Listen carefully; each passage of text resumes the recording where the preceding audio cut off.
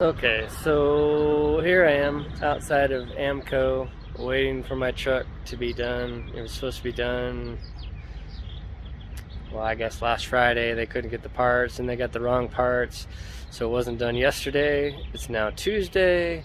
It's still not done. Or no, wait, what day is it? Fuck, I don't even know what day it is. Anyway, it was supposed to be done today at around noon. It is noon, and my truck is sitting in the bay right there on a lift with the back end all the way open, and no gears, no rear end in it yet, so I'm guessing the minimum is like probably an hour or so before I can get my truck so we can head back home, which it's an hour back to the trailer even to get there. So fuck, if they don't get it done until like 1, we can't even leave here till 2, and it's like an 8-hour drive to where we're going to camp for the night to move on. So yeah, here we go.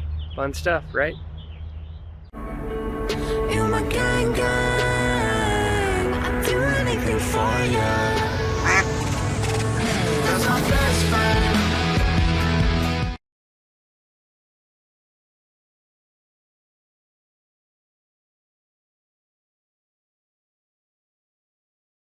Okay, so we've been here all day. It's almost 3 o'clock and the truck is just now pulling out of the bay.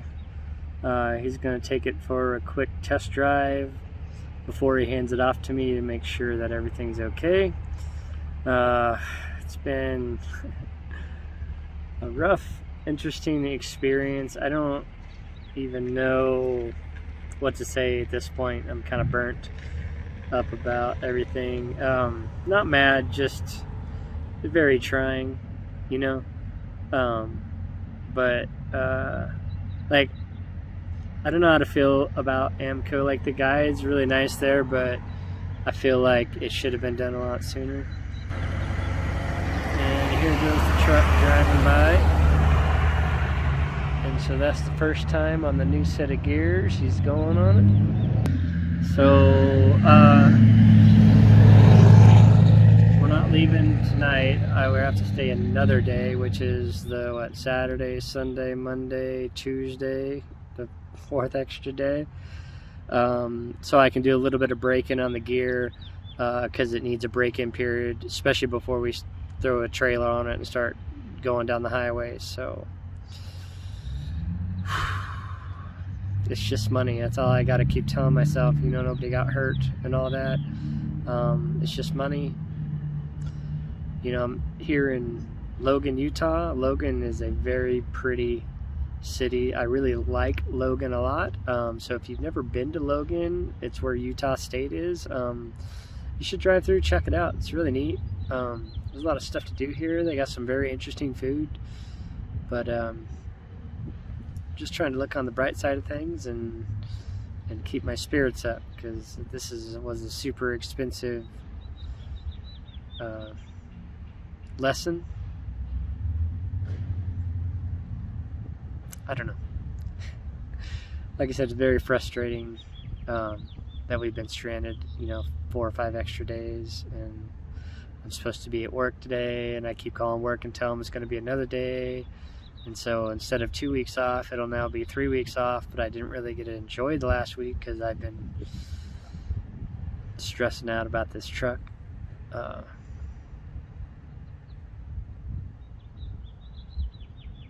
Yeah. Hopefully everything's okay. I can get out of here really soon with my $4,000 bill and try to get back to the trailer, doing some break-in stuff. That way we can leave tomorrow. Here we go. Okay, so at this point, you just watched a video of me sitting in Amco, and so they took the truck for a test drive, and then when they came back, they didn't like what they heard, so they said that they were going to tear it all back down and do it again.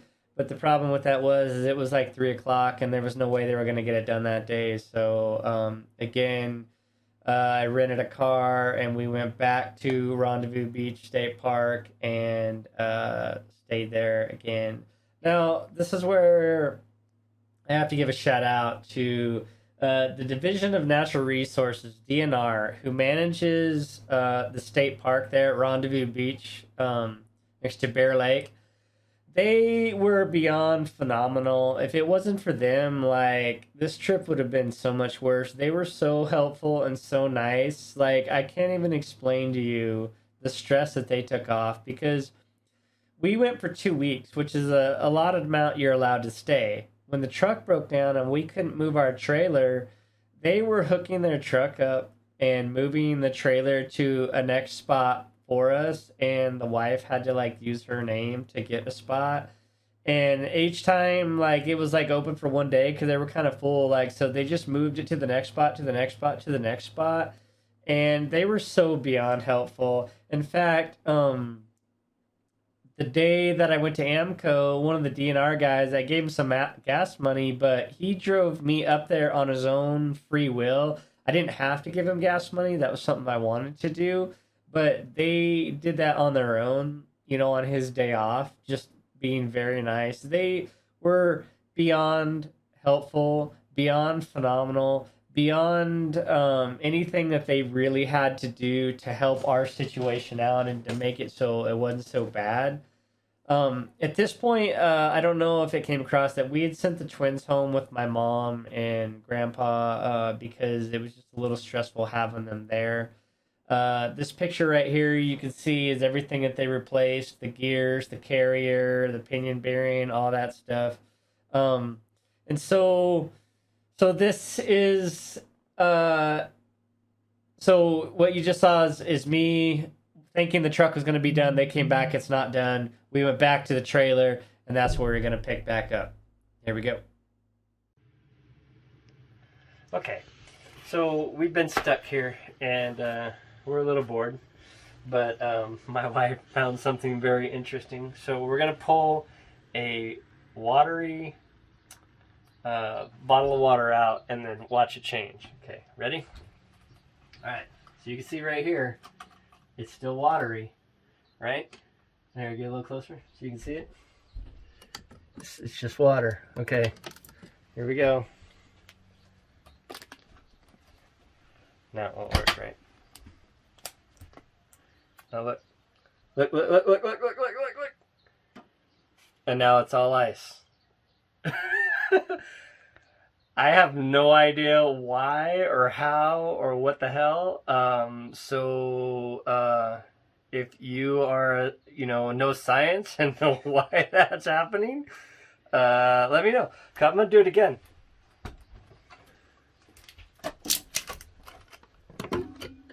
Oh, that one's solid as a rock. Okay, here we go. All right, it's watery. It's watery, and now we're going to put it, I think it might have to do with the light. So here, go down a little bit. I'm going to bring it down, and then as soon as it gets into the light, is that it? No, I don't know. I don't know why it's not doing it yet. Just squeeze the bottle. It didn't work? This one not doing it? I gave it Oh, no, there goes, Yeah. Such a trip. I don't know. I have to do it again. Is that showing up good on camera? Too much in the light, I think. Okay, we'll just do it from here. All right, here we go. Oh no, that one's already.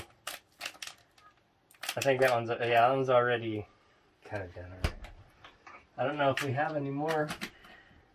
Oh yeah, we'll do that. Oh, that one, there. Oh, that man, one was that instant. It was instant. Okay, here we go. Give it a squeeze. This is what happens when you're really bored, I guess. This is like fascinating. There goes. Yep. That is like, I have no, I don't know. That's just crazy though.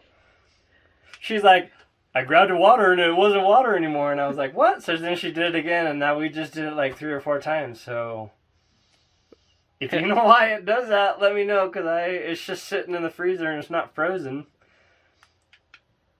But it's cold. I don't know.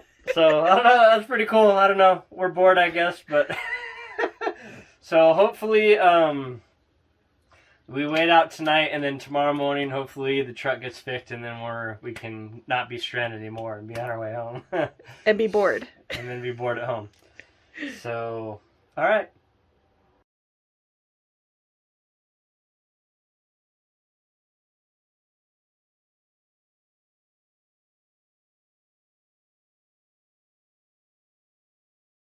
Okay, so it is Wednesday, and $4,500 later, we picked up the truck. It was actually $4,635. We're right in the middle of the break-in period for the gears, so they replaced the rear pinion bearings, the rear gear, and the rear carriage. So the gears themselves have to harden and seat. So it's 20 minutes at 15 to 20 miles an hour.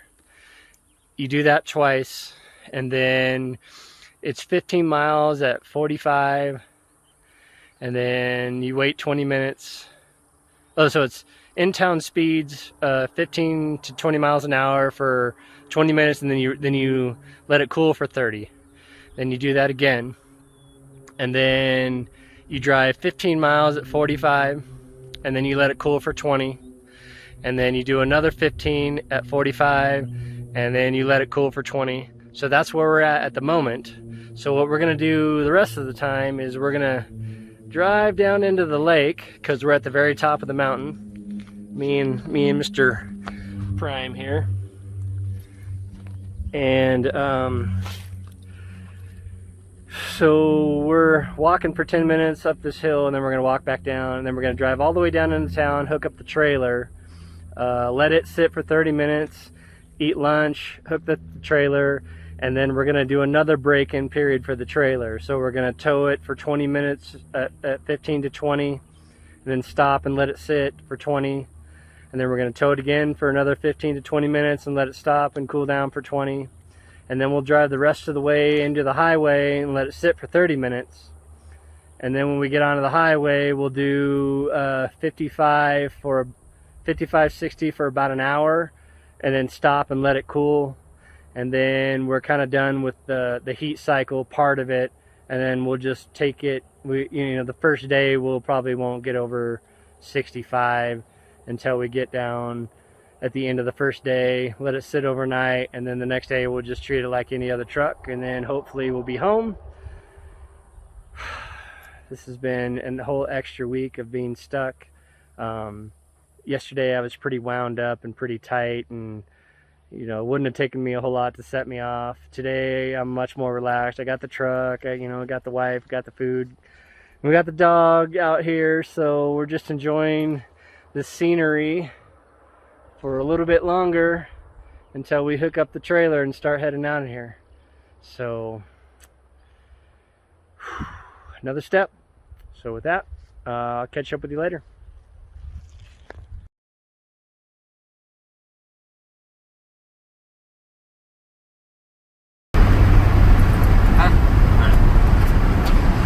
Well,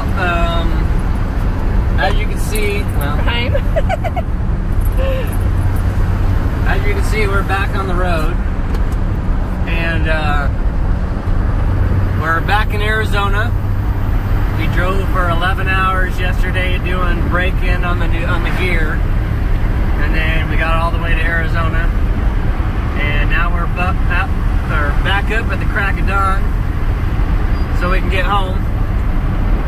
And truck seems to be doing okay. Of course, I'll have to take it in to make sure that's the case, but as of right now, 6 hours to home, and this is what the northern part of Arizona looks like, basically just across the border.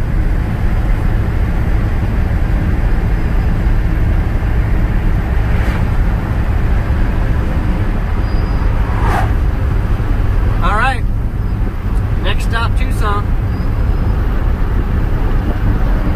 What's home, Brian? Okay, so we're in northern Arizona, and as you know, my wife is Apache, and so what you're looking at, I just want to show you the Navajo Nation land that they have, and I'm not going to say anything about it. You just get your own feelings about it. So here we go.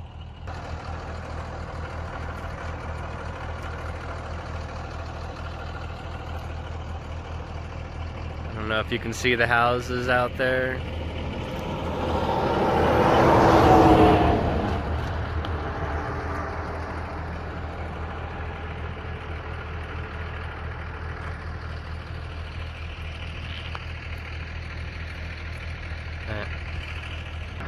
Now you want to talk about absolutely out in the middle of nowhere? There's nothing out here. It's just dirt and rock and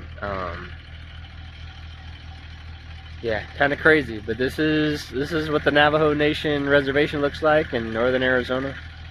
We're about 100 miles north of Flagstaff. Alright, we are less than 300 miles away from home. This is what Flagstaff looks like.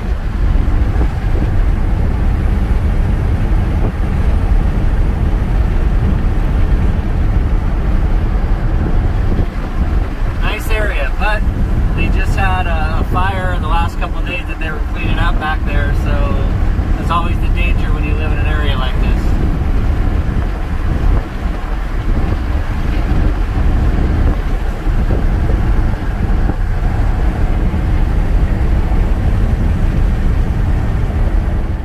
Okay, so there's no more video of the trip.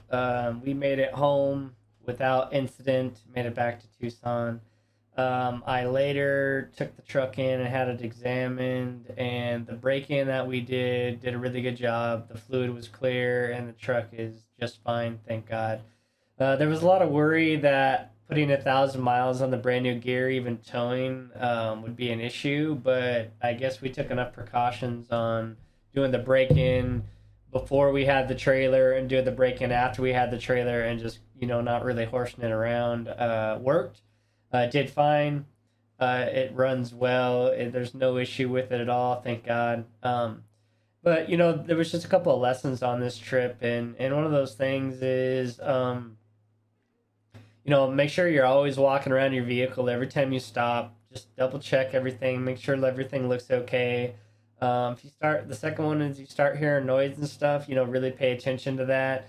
But if you get stuck, it just kind of is what it is, and hopefully nobody gets hurt, and you just kind of got to go from there. The